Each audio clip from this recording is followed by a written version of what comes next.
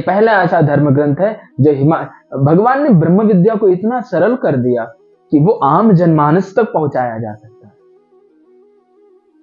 लेकिन लोगों ने उसकी अलग अलग व्याख्याएं अपने अपने ढंग से कह दी। ठीक है, मैं किसी का यहां विरोध नहीं कर रहा हूं, लेकिन फिर भी मैं ये चाहता हूं, भगवान की यही प्रेरणा है कि जो उसका मौलिक स्वरूप है वही आपसे कहा जाए, वही आपको बताए। तो धर्म युद्ध में, युद्ध की भूमि में भगवत गीता कहा गया। भगवत गीता का जो आगमन हुआ वो युद्ध की भूमि में हुआ। चारों तरफ सेनाएं सज रही हैं। वहां पर भगवान अर्जुन को युद्ध करने की कला सिखाते, कुछ उसको बताते, कोई टिप्स देते, कुछ करते। वहां भगवत गीता की क्या बात आ गई? क्या जरूरत थी वहां भगवत गीता की? लेकिन वहीं पर भगवत गीता बोली गई। ये संदेश है समाज को कि भगवत गीता की आवश्यकता असल में तुम्हारे दैनिक जीवन में है। इसलिए संत जन कहते हैं, भगवान कहते हैं, भगवत गीता में जीवन का प्रश्न है। देखिए, हर व्यक्ति मृत्यु से परिचित है। ऐसा कोई व्यक्ति नहीं मिलेगा आपको जो मृत्यु को नहीं जानता। हर व्यक्ति मृत्यु को जानता है। हर किसी को पता है मृत्यु क्या होती है, लेकिन किसी को नहीं मालूम है जीवन क्या है। और असल में जिसे आप जीवन जानते हैं वो जीवन नहीं है, वो मृत्यु ही है। आप श्वासों के आने और जाने को जीवन समझते हो, वो जीवन नहीं है, वो तो मृत्यु ही है। जीवन क्या है ये भगवत गीता में इसकी चर्चा भगवत गीता में। हर व्यक्ति मृत्यु से परिचित है, जीवन को कोई नहीं जानता। और जीवन को बताने के लिए भगवान ने भगवत गीता में, अदना सा व्यक्ति भी, अज्ञानी व्यक्ति भी जानता है मृत्यु क्या होती है। वो भी डरता है मरने से, वो भी भय उसके अगर देखो, इस संसार में ऐसा कोई व्यक्ति नहीं है जो भयभीत नहीं होता।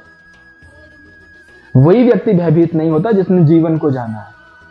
बाकी सभी भयभीत होते हैं। एक मूर्ख व्यक्ति को भी अगर आप उसको भय दिखाओ तो वो डरता है। क्यों डरता है? क्योंकि वो जानता है कि कुछ तो है, कुछ तो मृत्यु जैसी चीजें हैं संसार में। तो मृत्यु से हर कोई परिचित है, लेकिन जीवन से कोई परिचित नहीं है। असल में जिससे हमारा परिचय होना चाहिए वो उसे हम जानते ही नहीं है। इसलिए भगवत गीता की जरूरत है। भगवत गीता में जीवन का प्रश्न है। जीवन क्या है ये प्रश्न भगवत गीता में है। इसलिए भगवान पार्थ को कहते हैं कि पार्थ, तुम जीवन को जानो। और मैं आप सबसे कहता हूं, हम सबका ये दायित्व है, हम अपने जीवन को समझें, जीवन को जानें कि जीवन क्या है। जीवन कहते किसे हैं? जीवन का उद्देश्य क्या है? हमारा लक्ष्य क्या है?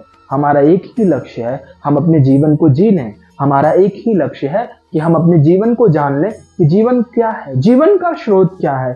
ये सब कुछ आपको भगवत गीता में मिले।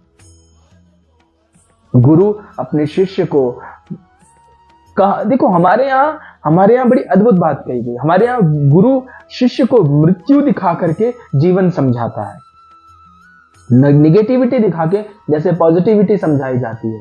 ऐसे ही जैसे शून्य से सब कुछ दिखाया जा सकता है, ऐसे ही भगवान अर्जुन को मृत्यु की तरफ दिखा करके जीवन समझा रहे हैं। जीवन क्या है? अगर आपको मृत्यु, आप हर व्यक्ति मृत्यु को जानता है, लेकिन वो जीवन को नहीं जानता। जीवन क्या है ये प्रश्न भगवत गीता में। तो आप सब जो भी जुड़ सके, जहां से जुड़ सके, आप सब जुड़े और इसके बारे में हम विस्तृत चर्चा करें। गीता का अद्भुत महात्म्य है, अद्भुत महात्म्य। भगवान कहते हैं कि तुम अपने जीवन को बिना जाने, बिना जिए कैसे गुजार सकते हो? तुम अपने जीवन को जाने मर कैसे सकते हो? मैं आपसे भी पूछता हूं, आप अपने जीवन को बिना जाने कैसे मर सकते हो? क्या आपका लक्ष्य है? क्या आप बहुत धन कमाओ, आपका लक्ष्य है? आप बहुत वस्तुएं इकट्ठी कर लो, आपका क्या ये लक्ष्य है? कि आप बहुत बड़े बड़े मकान बना लो? ये तो आपके दिमाग की चीज है। आपको जो करना है दैनिक अपनी दिनचर्या में आप वही करोगे, लेकिन आप संग्रह करते जाओगे वस्तुओं का। ये असल में संग्रह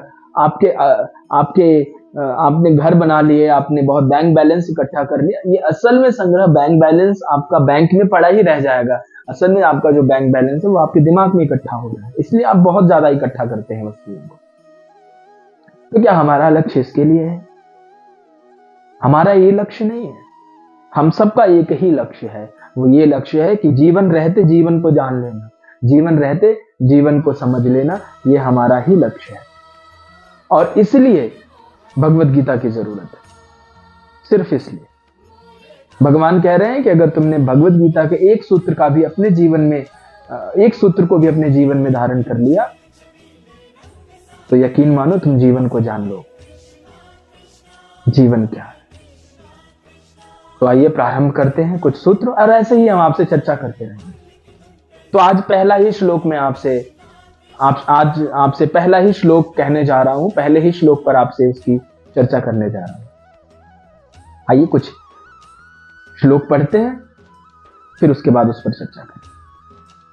धर्म क्षेत्रे कुरुक्षेत्रे समवेता युयुत्सवः मामकाः पांडवाश्चैव किम कुर्वत संजय। बहुत साधारण सा अर्थ है। धृतराष्ट्र पूछते हैं कि हे संजय, धर्म क्षेत्र में, कुरुक्षेत्र में जो युद्ध की इच्छा से उपस्थित हुए लोग हैं, उनमें मेरे और पांडुपुत्रों ने क्या किया। बहुत साधारण सा अर्थ, लेकिन सच बताऊं तो इस पूरे साधारण से श्लोक में पूरे महाभारत का सार छिपा हुआ है। पूरे महाभारत यहीं पर यह निर्धारित हो गया कि किसकी प्रवृत्ति क्या है। यहीं पर यह निर्धारित हो गया कि युद्ध कौन जीत रहा है। धर्म क्षेत्र, क्षेत्रे क्षेत्रे धर्मम कुरु। मजेदार बात यह है कि सबसे अधार्मिक व्यक्ति ही यहां धर्म की बात कर रहा है, सबसे अधार्मिक व्यक्ति। धृतराष्ट्र ने यह श्लोक बोला है, और धृतराष्ट्र की प्रवृत्ति क्या है। पहले श्लोक में धर्म की बात, पहली लाइन में धर्म की बात कर रहे हैं, लेकिन दूसरी लाइन में धृतराष्ट्र अपनी प्रवृत्ति प्रदर्शित करते हुए कहते हैं कि मामकाः और पांडवाश्चैव, मेरे और पांडुपुत्रों ने। देखिए यहीं पर उनकी बुद्धि में भेद आ गया। यहीं पर उन्होंने अपने और पांडुपुत्रों में भेद कर दिया। तभी तो उन्होंने कहा मेरे और पांडुपुत्रों में, जबकि पांडुपुत्र भी उनके अपने ही थे, लेकिन यहां उन्होंने भेद कर दिया। मेरे और पांडुपुत्रों ने क्या किया, और यहीं से वो भेद बढ़ता चला जाता।